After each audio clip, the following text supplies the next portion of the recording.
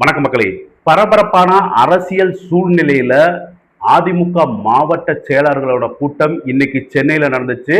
போன மாசம் 17ஆம் தேதி முன்னாள் முதலமைச்சர் எம்ஜிஆர் அவர்களோட 109வது பிறந்த நாளை அதிமுகவினர் சிறப்பா கொண்டாடினாங்க. இதனையொட்டி சென்னை ராயப்பேட்டை தலைமை அலுவலகத்துல இருக்கிற எம்ஜிஆர் சிலைக்கு அந்த கட்சியோட பொதுச் செயலர் பழனிசாமி மாலை அணிவித்து மரியாதை செலுத்தியிருந்தாரு. இதனைத் தொடர்ந்து 2026ஆம் ஆண்டு நடக்க போற சட்டமன்ற தேர்தலையொட்டி முதற்கட்டமாக 5 முக்கியமான தேர்தல் வாக்குறுதிகளை அவர் அறிவிச்சாரு. அடுத்த மாசம் தமிழக சட்டசபை தேர்தலுக்கான அறிவிப்பு விரைவில் வெளியாகி இருக்கிற நிலையில அதிமுகவின் 2ஆம் கட்ட வாக்குறுதிகளை வெளியிட்டு செய்தியாளர்களை சந்திச்சு பேசியிருக்காரு எடப்பாடி பழனிசாமி. அன்றாடம் நடக்கும் அரசியல் நிகழ்வுகளை உள்ளது உள்ளபடியே சொல்லும் இது வில்லேஜ்மென் வாய்ஸ். நான் உங்கள் சத்யா. அதிமுக மீண்டும் ஆட்சிக்கு வந்துச்சுன்னா மாணவர்களின் கல்வி கடன்கள் கண்டிப்பா தள்ளுபடி செய்யப்படும் அப்படின்னு அதிமுக கட்சியின் பொதுச் செயலாளர் எடப்பாடி பழனிசாமி வாக்குறுதி கொடுத்திருக்கிறாரு. அது மட்டும் இல்லாம முதியோர் உள்ளிட்டவர்களுக்கான ஓய்வூதியங்கள் 2000 உயர்த்தப்படும் அப்படின்னு சொல்லியிருக்கிறாரு. சமூக ஓய்வூதிய திட்டத்தின் கீழ் முதியோர்களுக்கு முதியோர் உதவித்தொகை வழங்கப்படும். மேலும் முதியோர் விதவை பெண்கள், முதிர்கன்னிகள், கணவனால் கைவிடப்பட்ட பெண்கள், மாற்றுத்திறனாளிகள் மற்றும் 3ஆம் பாலினத்தவர்களுக்கு வழங்கப்பட்டு வரும் சமூக பாதுகாப்பு ஓய்வூதியம் 1200 இருந்து 2000 ரூபாயாக உயர்த்தி வழங்கப்படும் அப்படின்னு தேர்தல் வாக்குறுதி கொடுத்திருக்காரு. மேலும் முக்கியமா நம்ம பார்க்க போறது மாணவர்கள் மற்றும் பெற்றோர் நலம் காக்கும் பொருட்டு வங்கிகளில் பெற்ற கல்வி கடன் முழுவதுமாக தள்ளுபடி செய்யப்படும் அப்படின்னு அறிவிச்சிருக்கிறாரு. அது மட்டும் இல்லாம அரிசி குடும்ப அட்டைதாரர்களுக்கு வருஷத்துக்கு 3 கேஸ் சிலிண்டர்கள் இலவசமாகவே வழங்கப்படும் சொல்லியிருக்கிறாரு. ஜல்லிக்கட்டு போட்டியின் போது வீரர்கள் உயிரிழந்தாங்கன்னா அவங்களோட குடும்பத்துக்கு ரூபாய் 10 லட்சம் ரூபாய் அரசு சார்பில் வழங்கப்படும் அப்படின்னும், ஜல்லிக்கட்டு போட்டியின் போது படுகாயம் அடைஞ்சாங்கன்னா அவங்களுக்கு 2 லட்சம் ரூபாய் வழங்கப்படும் அப்படின்னும், அரசாணை வழங்கப்பட்ட இடங்களில் நடைபெறும் ஜல்லிக்கட்டு போட்டிகளை நடத்துறதுக்கு அரசின் சார்பில் மானியமா ரூபாய் 5 லட்சம் ரூபாய் வழங்கப்படும் அப்படின்னு தேர்தல் அறிக்கையில இன்னைக்கு எடப்பாடி பழனிசாமி அவர்கள் அறிவிச்சிருக்காங்க. ஜல்லிக்கட்டு போட்டி நடத்துறதுக்கு தற்போது கடைபிடிக்கப்பட்டு வருகின்ற ஆன்லைன் ரத்து செய்யப்படும் அப்படின்னும், ஏற்கனவே இருந்த பழைய நடைமுறையே பின்பற்றப்படும் அப்படின்னும் இன்னைக்கு தேர்தல் அறிக்கையில சொல்லியிருக்கிறாரு. சிறுபான்மை வகுப்பை சேர்ந்த மகளிர் சுய தொழில் தொடங்குறதுக்கு வட்டியில்லா கடன் மற்றும் மாற்றுத்திறனாளிகள் கூட்டுறவு வங்கிகளில் வாங்கிய கடன் முற்றிலும் தள்ளுபடி செய்யப்படும் அப்படின்னு தேர்தல் அறிக்கையில் இன்னைக்கு சொல்லியிருக்காங்க. மேலும் இஸ்லாமிய, கிறிஸ்துவ மற்றும் ஏனைய சிறுபான்மை வகுப்பை சேர்ந்த மகளிர் சுய தொழில் தொடங்குறதுக்கு வட்டியில்லா கடன் வழங்கப்படும் அப்படின்னும், மாற்றுத்திறனாளிகள் கூட்டுறவு வங்கிகளில் வாங்கிய கடன் முற்றிலும் தள்ளுபடி செய்யப்படும் அப்படின்னு தெரிவிச்சிருக்கிறாரு. அதிமுக தேர்தல் அறிக்கை தயாரிக்கும் குழுவினர் ஒவ்வொரு மண்டலமாக போய்கிட்டு இருக்காங்க. மக்களின் மனுக்களை வாங்கிக்கிட்டு தான் இருக்காங்க. இன்னும் கோவை மண்டலத்துக்கு போகல. அங்கு போனதுக்கு அப்புறம் கருத்துக்களை கேட்ட பிறகு விண்ணப்பமா வாங்கி அதையெல்லாம் சேகரித்த பிறகு முழுமையா தயாரித்து ஆய்வு செய்யப்படும். அதன் அடிப்படையில மக்கள் என்னென்ன விரும்புறாங்களோ அவையெல்லாம் எங்கள் தேர்தல் அறிக்கையில இடம்பெறும் அப்படின்னும், தேசிய ஜனநாயக கூட்டணியில் மேலும் சில கட்சிகள் இணையும். 2026ஆம் ஆண்டு நடக்க போற சட்டமன்ற தேர்தலில் தேசிய ஜனநாயக கூட்டணி கண்டிப்பா வெற்றி பெறும் அப்படின்னு பேசியிருக்காரு. 2026ஆம் ஆண்டு சட்டசபை தேர்தலையொட்டி ஏற்கனவே முதற்கட்டமாக 5 தேர்தல் வாக்குறுதிகளை எடப்பாடி பழனிசாமி அவர்கள் அறிவிச்சிருந்தாரு. அது என்னென்ன தேர்தல் அறிக்கைன்னு முதல்ல பார்த்துடலாம். மகளிர் நலன், சமூகத்தில் பொருளாதார சமநிலையை உருவாக்குறதுக்கு குலவிளக்கு திட்டத்தின் மூலம் அனைத்து குடும்ப அட்டைதாரர்களுக்கு மாதந்தோறும் உதவித்தொகையாக ரூபாய் 2000 வழங்கப்படும். குடும்ப தலைவியின் வங்கி கணக்கிலே அந்த தொகை செலுத்தப்படும் அப்படிங்கிறது முதல் தேர்தல் வாக்குறுதியாக இருந்துச்சு. 2வது தேர்தல் வாக்குறுதி என்னன்னு பாத்தீங்கன்னா, நகர பேருந்துகளில் பயணம் செய்யும் ஆண்களுக்கும் இலவசமாக பேருந்து பயண திட்டம் செயல்படுத்தப்படும். ஏற்கனவே நடைமுறையில் இருக்கிற மகளிருக்கான இலவச பேருந்து பயண திட்டம் தொடர்ந்து செயல்படுத்தப்படும் அப்படின்னு இரண்டாவது தேர்தல் அறிக்கையை சொல்லியிருந்தாரு. அம்மா இல்லம், அதாவது அம்மா இல்லம் திட்டத்தின் மூலம் கிராமப்புறங்களில் குடியிருக்க சொந்த வீடு இல்லாதவர்களுக்கு அரசே இடம் வாங்கி காங்கிரீட் வீடுகள் கட்டி தரப்படும். நகர பகுதிகளில் சொந்த வீடு இல்லாதவர்களுக்கு அரசே இடம் வாங்கி அடுக்குமாடி வீடுகள் கட்டி இலவசமாக வழங்கப்படும். பட்டியலின மக்கள் ஒரே குடும்பத்தில் வசிக்கும் நிலையில் அவங்களோட மகன்கள் திருமணமாகி தனி குடித்தனம் செல்லும் போது அரசே அங்க இடம் வாங்கி காங்கிரீட் வீடுகள் கண்டிப்பாக கட்டித்தரப்படும் அப்படின்னு தேர்தல் அறிக்கையில சொல்லியிருந்தார். ஏற்கனவே 100 நாட்கள் வேலை வாய்ப்பு திட்டம் அது 125 நாட்களாக உயர்த்தப்படும் என்று மத்திய அரசு ஏற்கனவே அறிவிச்சிருந்தாங்க.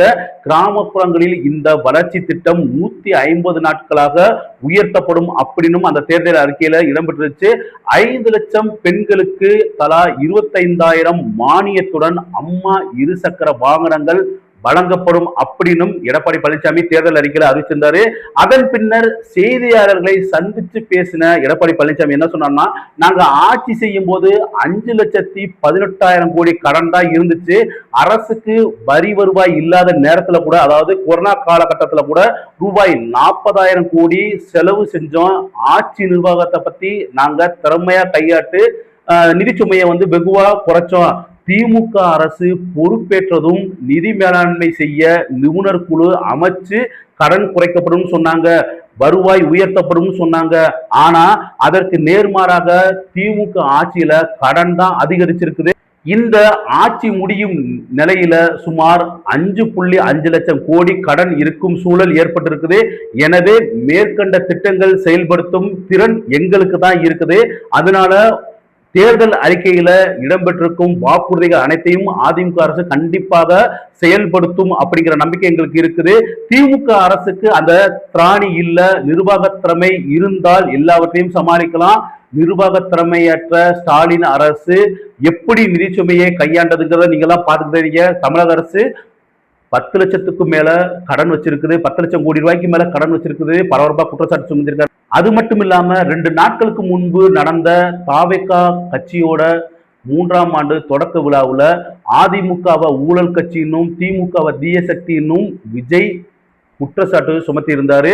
செய்தியாளர்கள் இது பற்றி எடப்பாடி பழனிசாமி அவர்கள்ட்ட கேள்வி கேட்கும் போதே விஜய்க்கு நாட்டுல என்ன நடக்குதுன்னே தெரியாது, எப்பவுமே வீட்டுல தான் இருக்கிறாரு, வீட்டுல வெளியில என்ன நடக்குன்னு கூட அவருக்கு தெரியாது அப்படின்னு பரபரப்பா விஜய் மேல பதிலடி தாக்குதல் நடத்திருக்கிறாரு. விஜய் பொது வெளியில் பார்த்தா தானே தெரியும், பொது வெளியில வரவே கிடையாது. ஒரு சம்பவம் நடந்து போச்சு, அதாவது கரூர்ல 41 பேர் பலியான துயரத்தை தான் சொல்றாரு. அந்த சம்பவம் நடந்து முடிஞ்சு 72 நாட்கள் வீட்டுக்குள்ளேயே தான் இருந்தாரு. இவரெல்லாம் ஒரு கட்சி தலைவரா? நாட்டுல என்ன நடக்குதுன்னு தெரியல, எந்த கட்சி கூட கூட்டணியில இருக்குதுன்னு கூட தெரியல, எந்த கட்சி தேர்தல் கூட்டணிக்கு தலைமை தாங்கணும் கூட தெரியல. இவரை வச்சு நாம என்ன பண்ண போறோம்? அவருக்கு ஒண்ணுமே தெரியாது. தெரியாத போது எங்களை ஏன் கேள்வி கேட்க, அவர்கிட்ட போய் கேள்வி கேட்கிற. இது வரைக்கும் அவர் பிரஸ் மீட் ஏதாவது கொடுத்திருக்காரா? ஏற்கனவே அண்ணா திராவிட முன்னேற்ற கழகம் கூட்டணி அமைக்கின்ற போது தனியார் ஹோட்டல்ல தெளிவுபடுத்தியாச்சு. உள்துறை அமைச்சர் அமித்ஷாவும் நானும் எங்களோட மூத்த நிர்வாகிகளும் கலந்துகிட்ட முதல் பேட்டியிலே சொன்னோம், அனைத்து இந்திய அண்ணா திராவிட முன்னேற்ற கழகம் தேசிய ஜனநாயக கூட்டணி இரண்டும் இணைஞ்சு புதிய கூட்டணி அமைச்சிருக்குது. இந்த கூட்டணிக்கு அனைத்து இந்திய அண்ணா திராவிட முன்னேற்ற கழகம் என் தலைமையிலான கட்சி தான் ஆட்சிக்கு வரும், அதுவும் அதிமுக தான் ஆட்சிக்கு வரும் அப்படின்னு தெளிவுபடுத்தி இருந்தோம். திமுக எங்களுக்கு நேர் விரோதமா செஞ்சுக்கிட்டு தான் இருக்கு. எங்களுடைய கூட்டணியின் முதல்வர் வேட்பாளர் இபிஎஸ் ஏற்கனவே தெளிவுபடுத்தியாச்சு. இதை விஜய் டிவில பார்க்கவும் மாட்டாரு, பார்க்கறதுக்கு நேரமும் இல்ல, மக்களை பார்க்கறதுக்கு அவருக்கு டைமும் இல்ல, தொலைக்காட்சியில பார்த்து தெரிஞ்சுக்கவும் இல்ல.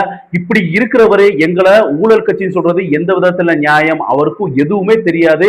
தெரியாதவரை வச்சுக்கிட்டு நாங்க என்ன பண்ண போறோம் அப்படின்னு விஜய்க்கு எடப்பாடி பழனிசாமி பதிலடி கொடுத்திருக்கிறாரு. வரும் தேர்தல்ல தமிழ்நாட்டுல தேசிய ஜனநாயக கூட்டணிக்கும் திமுகவுக்கும் இடையேதான் தேர்தல் அப்படின்னு முதலமைச்சர் மு க ஸ்டாலின் சொல்லியிருக்காரு அப்படின்னு பத்திரிகையாளருக்கு கேட்ட கேள்விக்கு திமுகவுக்கு தலைவரா மட்டும் இல்ல, நாட்டுக்கு முதலமைச்சரா இருக்கிறதே தமிழ்நாட்டுக்கு வேதனை தான். அதனால நன்றா சிந்தித்து பாருங்க. இப்போது என்ன தேர்தல் நடக்குது, தமிழ்நாட்டில் யார் ஆட்சிக்கு வரணும், யார் ஆட்சிக்கு வரக்கூடாது அப்படிங்கிறது நடக்கும் தேர்தல். இதை புரிஞ்சுக்கிட்டு பேசாம அவர் இஷ்டத்துக்கு பேசிக்கிட்டு இருக்காரு. திரும்ப திரும்ப சொல்றேன், எங்களுடைய கூட்டணி அதிமுக தலைமை ஏற்கிறது. அதிமுக வெற்றி பெற்று ஆட்சி அமைக்கும். இதுக்கு மேல என்ன சொல்லணும், சொல்றதுக்கு ஒண்ணுமே இல்ல. எங்க மேல புகார் சொல்றதுக்கு மு.க. ஸ்டாலின் கிட்ட சரக்கே இல்ல. அதனால வேறு ஒருவரை பிடித்து கொண்டு எதையாவது பேசணுங்கிறதுக்காக பேசிக்கிட்டு இருக்காது. இங்கு ஆள்வது அதிமுக அப்படின்னு ஏற்கனவே மக்கள் முடிவு செஞ்சுட்டாங்க. எங்களை பத்தி சொல்றதுக்கு எதுவுமே கிடையாது. பத்திரிகையாளர்கள் நீங்க கேட்ட கேள்விக்கு நாங்கள் தெளிவா பதில் சொல்லிக்கிட்டு தான் இருக்கோம். நாங்க பதில் சொல்றதுக்கும் தயாரா இருக்கோம். ஆனா ஸ்டாலினால பதில் சொல்ல முடியாது. துண்டிச்சிட்ட வச்சுதான் பதில் சொல்லிக்கிட்டு இருக்காரு. கோடநாடு வழக்குல அம்மாவின் ஆன்மா உங்களை துரத்திக்கிட்டு தான் இருப்பதாக மனோஜ் பாண்டியன் தெரிவித்த கருத்து பத்தி பத்திரிகையாளர்கள் கேள்வி கேட்டாங்க. அதுக்கு எடப்பாடி பழனிசாமி ஒரு தெளிவான பதில் கொடுத்திருக்காங்க. அம்மாவின் ஆன்மா துரத்தியதால்தான் மனோஜ் பாண்டியன் திமுக ஓடிட்டாரா, ஆன்மா யார துரத்துது அப்படிங்கிறது நீங்களே பாத்தீங்களா? உண்மையாக இருப்பவர்களை எல்லாம் அம்மாவின் ஆன்மா ஆசீர்வாதம் செஞ்சுதான் இருக்குது. இங்க யார் யார் தப்பு பண்ணாங்க, யார் யார் கட்சிக்கு துரோகம் பண்ணாங்களோ அவங்களதான் அம்மாவின் ஆன்மா ஆட்டி படைத்துக் கொண்டிருக்கிறது அப்படின்னு சரியான பதிலடி கொடுத்திருக்கிறாரு. ஒட்டுமொத்த இந்திய கூட்டணியும் பிளாக்மெயில் செய்யப்பட்டு ஒருங்கிணைக்கப்பட்ட கூட்டணி அப்படிங்கிற கேள்விக்கு அவர் என்ன நினைச்சு பேசினாலும் அவர்கிட்டயே கேளுங்க. அதுக்கெல்லாம் நாங்க பதில் சொல்ல வேண்டிய அவசியம் இல்ல. அதிமுக தலைமையில தான் தமிழ்நாட்டுல கூட்டணி அமைஞ்சிருக்கிறது, இன்னும் அவருக்கு தெரியல அப்படின்னு நேர்முகமாவே பதில் சொல்லியிருக்கிறாரு. அதிமுகவின் 2வது தேர்தல் அறிவிப்பு வெளிவந்துருச்சு. திமுகவின் தேர்தல் தயாரிப்பு குழு இன்னும் எதுவும் அதிகாரப்பூர்வமா வெளியிடவே இல்லை. அதிமுகவுல தொகுதி பங்கீடு தொடர்பான பேச்சுவார்த்தைகள் நடந்துகிட்டு தான் இருக்குது. ஆனா திமுகவுல இன்னும் காங்கிரஸோட கூட்டணி பேச்சுவார்த்தை நடைபெறவே இல்லை. இன்னும் தேர்தலுக்கு 2 மாத காலங்களே உள்ள நிலையில் அடுத்தடுத்து தேர்தல் அறிவிப்புகளும் கூட்டணி தொடர்பான அறிவிப்புகளும் வெளிவரும் நம்புவோம். அதுவரை உங்களிடமிருந்து விடைபெறுவது உங்கள் சத்யா. நன்றி, வணக்கம்.